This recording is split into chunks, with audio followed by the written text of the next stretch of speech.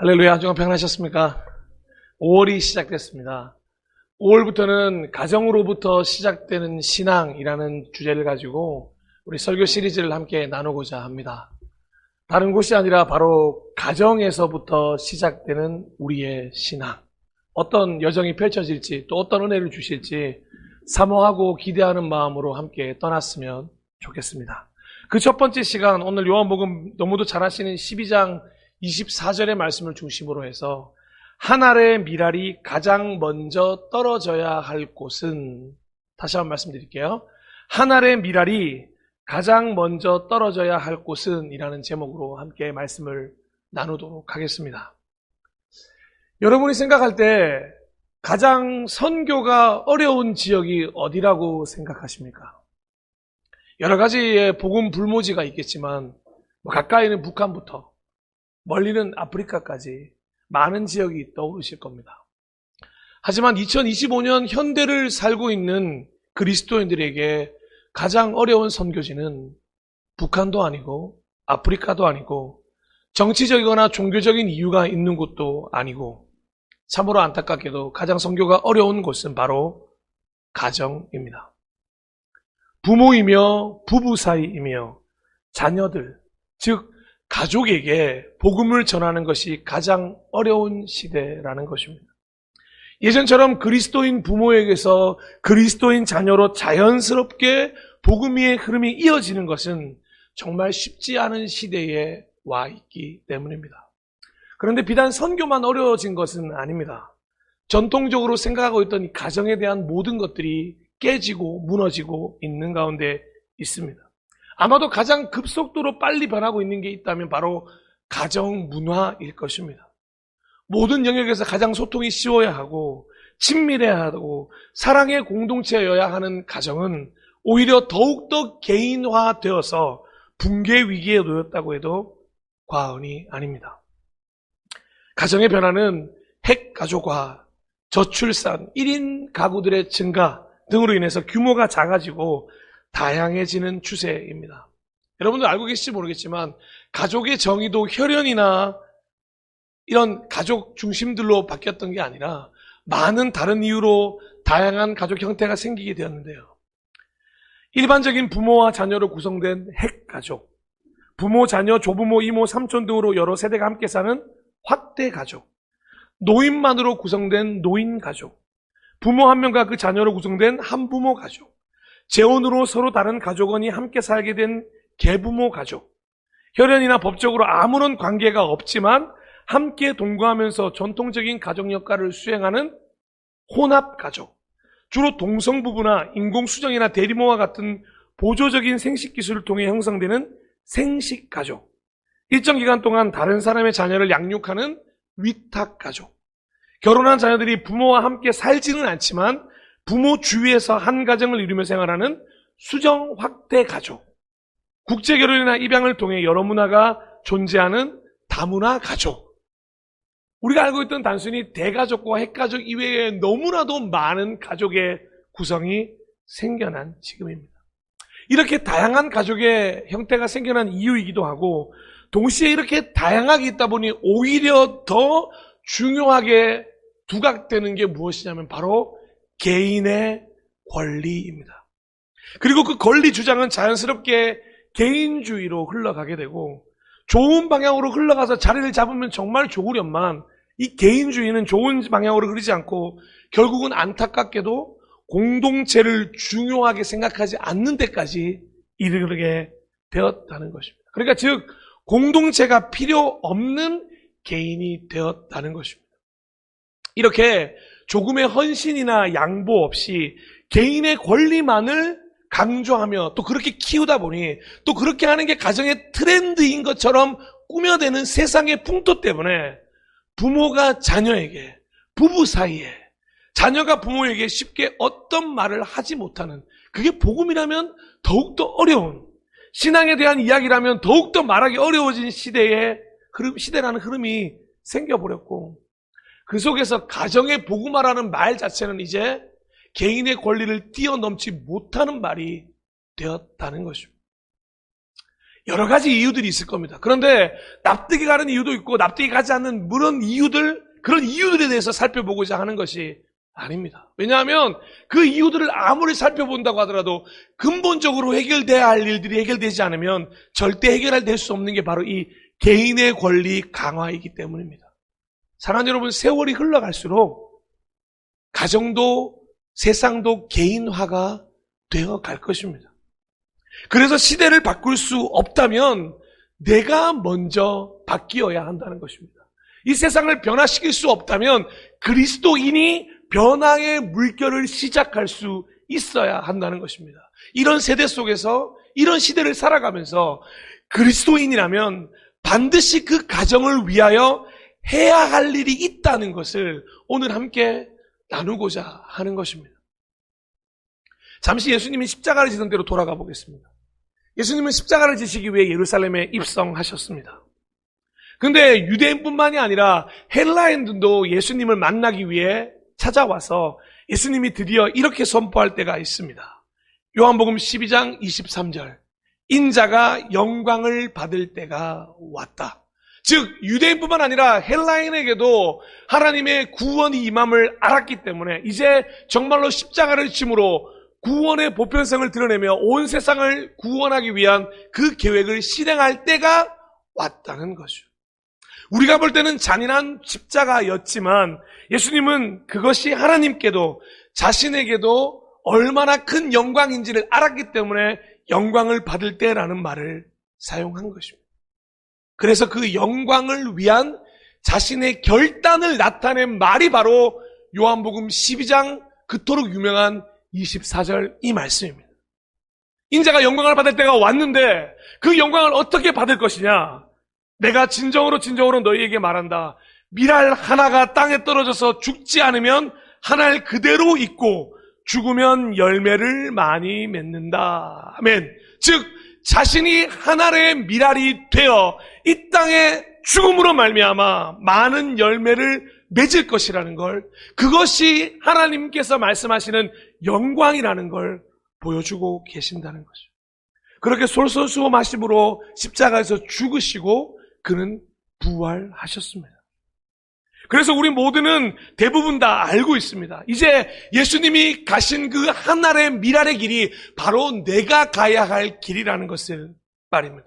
비록 지금 당장은 힘들지 몰라도 언젠간 우리의 삶이 그래 하늘의 미랄이 되어야지 우리 그리스도인들은 마음속에 저마다 꿈들을 다 품고 있을 것입니다. 그런데 오늘 이 하늘의 미랄이 되는 것만큼 그렇게 죽는 것만큼 중요한 몇 가지 사실을 좀 나누고자 합니다. 첫 번째로는 예수님은 지금 미랄이 떨어지는 땅을 특정하게 어떠한 땅이다라고 말씀하시지 않으셨습니다. 즉 그저 미랄 하나가 땅에 떨어지면이라고 하시면서 그 땅이 어떠한 땅인지를 말씀하지 않으셨다는 겁니다. 그저 땅이라고 기록되어 있죠. 열매가 잘 자랄 수 있는 옥토밭인지 좀처럼 자라기 힘든 가시덤불인지 아예 열매에 뿌리내릴 수 없는 길가밭인지 특정하지 않으셨다는 것입니다. 영어로 이 땅을 the earth, the ground라고 하는데 헬라어로 아주 중요합니다. 이 헬라어로 땅을 개라고 합니다. 개. 우리 꽃게 할 때 그 개라고 하는데요. 이 개는 특별하게 여성 명사입니다. 즉 이 말은 무슨 말이냐면 누구라도 한 알의 미랄이 되고자 한다면 그 땅, 즉 개라고 하는 여성 명사라고 하는 그 땅이 그 한 알의 열매를 아기를 품듯 품어 잘 양육해서 잘 자라게 하고 더 많은 열매를 맺게 해줄 땅이라는 의미입니다. 그냥 땅을 의미하는 게 아니라 그런 여성 명사를 말하고 계신다는 거죠. 그러니 한 알의 미랄이 결심만 하기만 하면 어느 땅에 떨어지더라도 반드시 많은 열매를 맺게 된다는 이야기를 예수님은 해주고 싶으신 것이죠. 왜 이 말을 하셨을까요? 우리들 때문입니다. 왜냐하면 우리는 기왕에 떨어질 것 어디 떨어지면 좋을까요? 기왕이면 많은 열매를 맺는 옥토밭에 떨어지고 싶어 합니다. 여러분, 미국과 아프리카 선교지 2개가 있습니다. 하나 선택하시라고 하십니다. 어디 선택하시겠습니까? 예. 저한테 눈빛으로는 다 아프리카라고 보내시지만 속으로는 외치고 계시건 미국, 뉴욕. LA. 여러분, 우리는 당연한 겁니다. 우리는 좀 더 편하고 사실 좀 더 열매 맺기 좋은 땅에 떨어졌으면 좋겠다 생각합니다. 제 어릴 때 꿈이 뭔지 아십니까? 진짜로 믿음 좋은 집에서 태어나는 게 태어나놓고 꿈이었어요. 왜냐하면 그런 집에서 태어나면 얼마나 큰 복인지 여러분 중간에 신앙생활 해본 사람들이 아니면 모릅니다. 태어나자마자 부모님이 내 손을 잡고 교회를 데려가 주셨다면 얼마나 행복했을까? 우리는 그런 땅을 요청하시는데 예수님은 그 어떤 땅을 경계에 두지 않으시고 오히려 우리에게 한 알의 열매가 된다면 그것이 옥토밭이든 어느 밭이든 열매 맺게 해줄 거라고 약속하고 계신다는 거죠. 그러니 땅을 신경 쓰지 않아야 한다는 것입니다. 두 번째로 예수님에게 그 땅이 어디였냐? 이스라엘이었습니다. 예수님은 인류를 구원하기 위해 오셨지만 어디에서 하나의 미랄이 되셨냐? 이스라엘에서 하나의 미랄이 되셨습니다. 예수님의 고향이었기 때문입니다. 아브라함과 다윗의 후손으로 오신 예수님은 가장 먼저 자신의 고향에서 유대인들에게 하나의 미랄이 되셨습니다. 그렇다고 해서 유대인들만을 위해 오셨다는 이야기를 하고자 하는 게 아닙니다. 순서를 말씀드리는 겁니다. 예수님은 유대로부터 시작하여 예루살렘과 온 유대와 사마리아와 땅끝까지 이를 구원의 계획을 바로 그곳 이스라엘에서 시작하셨다는 겁니다. 사도행전 1장 8절 말씀. 그러나 성령이 너희에게 내리시면 너희는 능력을 받고 예루살렘과 온 유대와 사마리아에서 그리고 마침내 땅끝에까지 이르러 내 증인이 될 것이다. 이건 순서상의 문제입니다. 가장 먼저 예수님은 예루살렘으로부터 시작하셨고 그것이 바로 땅끝까지 이를 것이라고 말씀하신 거죠. 그래서 예수님은 자신의 딸이 귀신에 들려서 괴로워하던 한 여인에게 이렇게 말씀하신 적도 있습니다. 마태복음 15장 24절. 예수께서 대답하셨다. 나는 오직 이스라엘 집에 길을 잃은 양들에게 보내심을 받았을 따름이다. 그의 사역이 완성되기 전에는 그는 이스라엘 땅을 위해 복음을 전하던 중이었습니다. 그리고 제자들을 파송하셨을 때도 이런 말씀을 하셨죠. 마태복음 10장 5절에서 6절. 예수께서 이들 12를 내보내실 때 그들에게 이렇게 명하였다. 이방 사람의 길로도 가지 말고 또 사마리아 사람의 고리도 들어가지 말아라. 오히려 길 잃은 양떼인 이스라엘 백성에게로 가거라. 다시 한번 말씀드립니다. 유대인만을 사랑해서 하신 말씀이 아니었습니다. 시작점이 바로 집이자 고향인 이스라엘로부터 시작하신다는 의미였습니다. 그리고 이 마음을 가장 잘 알았던 이방인을 위한 선교사 바울은 이렇게 로마서 1장 16절에 기록하고 있습니다. 내가 복음을 부끄러워하지 아니하노니 이 복음은 모든 믿는 자에게 주시는 구원을 주시는 하나님의 능력이 됨이라 하며 먼저는 유대인에게요 그리고 헬라인에게로다 순서를 말해주는 거죠. 다시 한번 말씀드립니다. 예수님의 땅은 이스라엘이었던 거죠. 그렇게 예수님은 이스라엘이라는 땅에서 한 알의 미랄이 되셨습니다. 그리고 그 열매는 잘 아시는 것처럼 유대인이 중심이 되었던 제자들과 초대교회의 그리스도인들 통해 수많은 열매를 맺는 것으로 이어지게 되었습니다.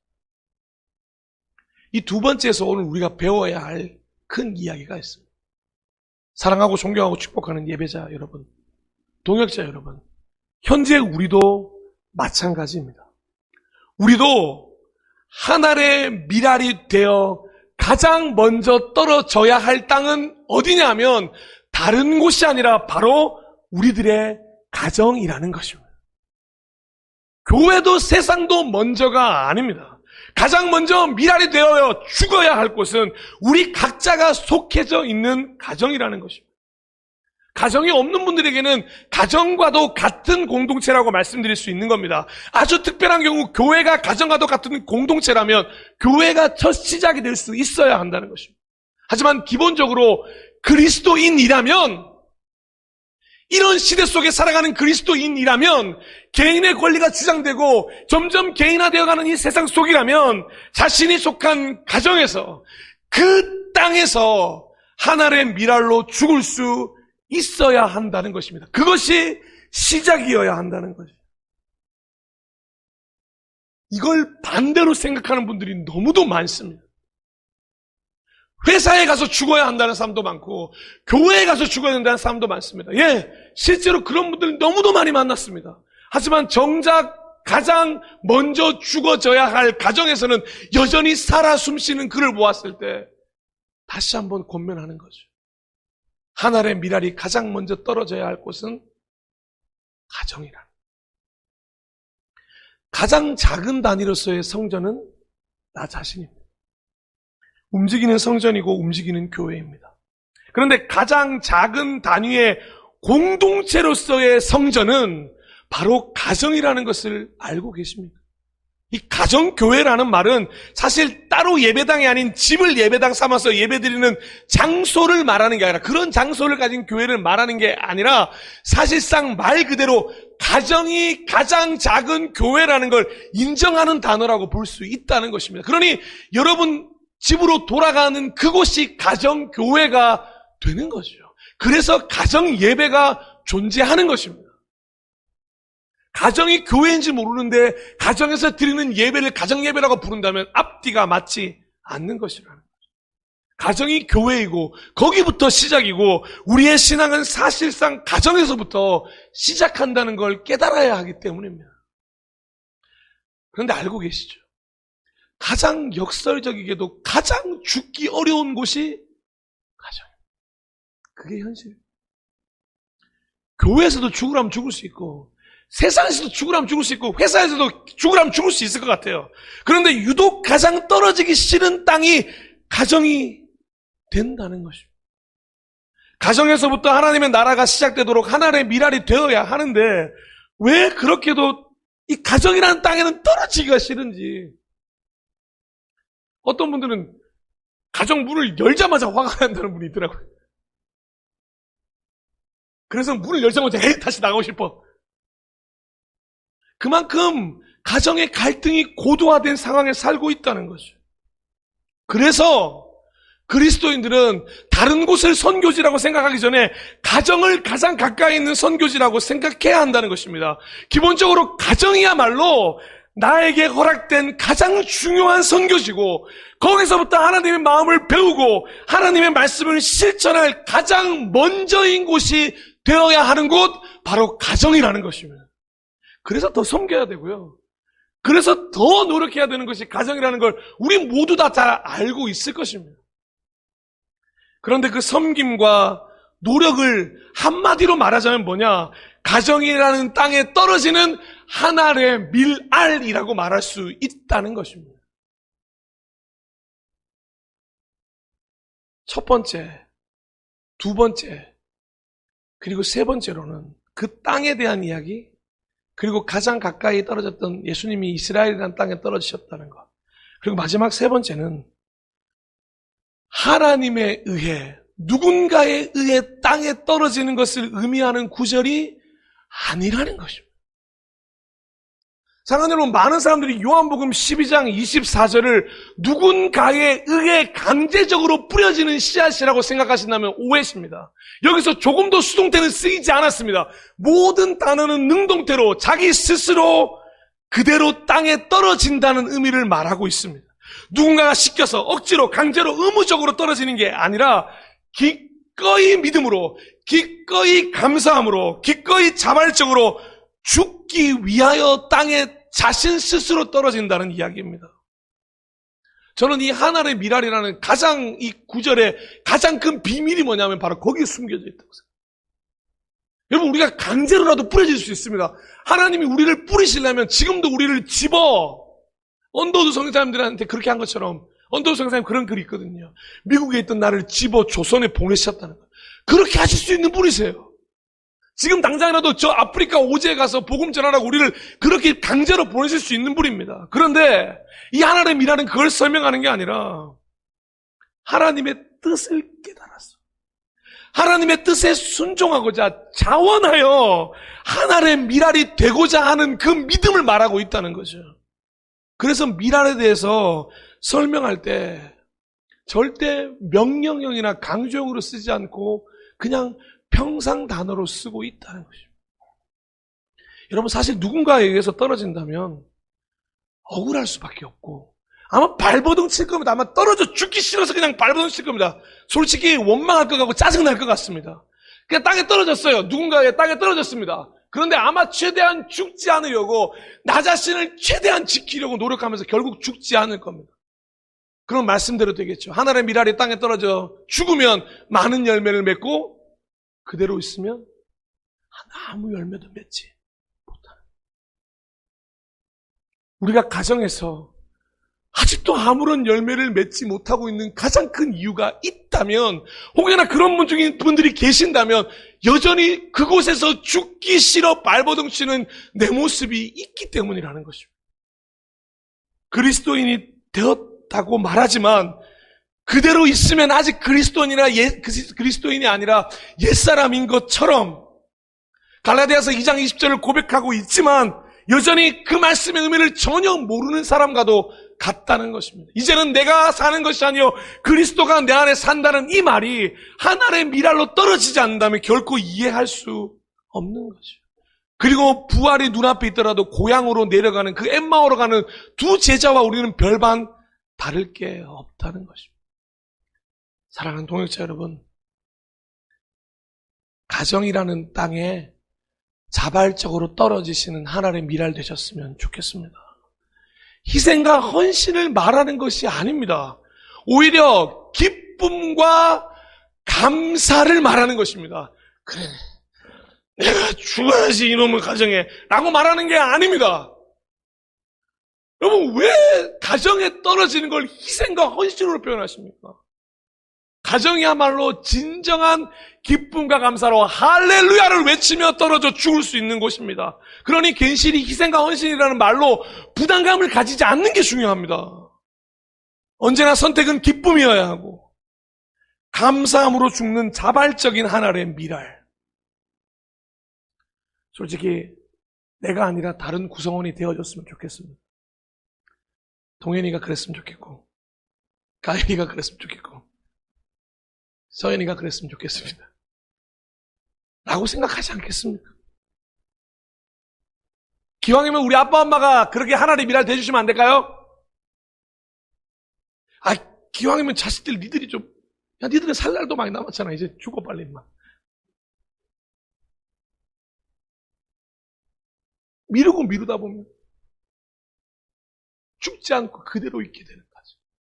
그리고는 시간은 흘러 어느덧 머리는 커가고 어른은 되어가고 이제는 더 이상 어떠한 대화도 통하지 않고 자녀의 입에서 이제 다 컸으니까 그만하세요 라는 말이 나오면 무너져 내리는 그 억장들. 말씀을 마무리하겠습니다. 사랑하는 여러분, 요한복음 12장 24절의 결론은 분명합니다. 결론을 약속하셨습니다. 많은 열매를 맺는다고 하셨습니다. 이건 결코 신기루 같은 말도 아니고 허황된 바람도 아니고 부풀려진 통계도 아닙니다. 이 말은 이루어졌으며 이루어지고 있고 앞으로도 여러분을 통해 이루어질 것입니다. 진짜 행복한 가정이 왜 많은 열매를 맺는지, 어떤 가정은 왜 슬픔과 눈물의 열매를 맺는지 우리는 사실 다 알고 있습니다. 그리고 여러분들 어떤 가정을 만들고 싶은지 여러분이 가장 잘 알고 있습니다. 그래서 오늘 예수님이 제시한 이 방법으로 가정의 달 5원의 문을 열고자 하는 것입니다. 그리고 이렇게 설교하는 저부터 실천하겠다고 여러분 앞에서 결단드립니다. 여러분 결단하지 않으시겠습니까? 여러분 5월을 그냥 가정의 달이라고 말하면서 그냥 흘려보내지 마시고 정말 이 5월 한 달 동안 내가 하나의 미랄이 되어 죽음으로 말미암아 어떤 땅이든 하나의 미랄이 되고자 한다면 하나님이 많은 열매로 축복해 주실 것입니다. 여러분 지금 가정이 황폐하십니까? 아니 정말 축복 가운데 있으십니까? 어떤 땅이라도 괜찮습니다. 여러분이라고 하는 하나의 미랄의 결단이 여러분의 가정을 행복과 평안으로 인도하실 줄로 믿습니다. 그리고 가장 먼저 그 가정이라는 땅에 떨어지시기를 축복합니다.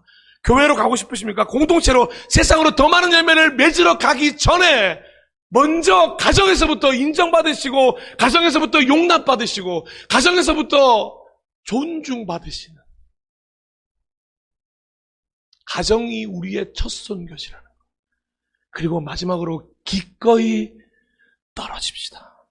기쁨으로, 감사함으로, 자발적으로 그 가정이라는 땅에 떨어지시기를 축복합니다. 그래서 마지막으로 한 알의 밀알이 되어 죽은 그리스도인들이 속한 가정마다 생명나무가 자라나서 성령의 열매뿐만이 아니라 하나님이 주시는 갖가지 축복의 열매를 맺는 5월달 우리 모든 가정이 되시기를 마음 다해 축복합니다.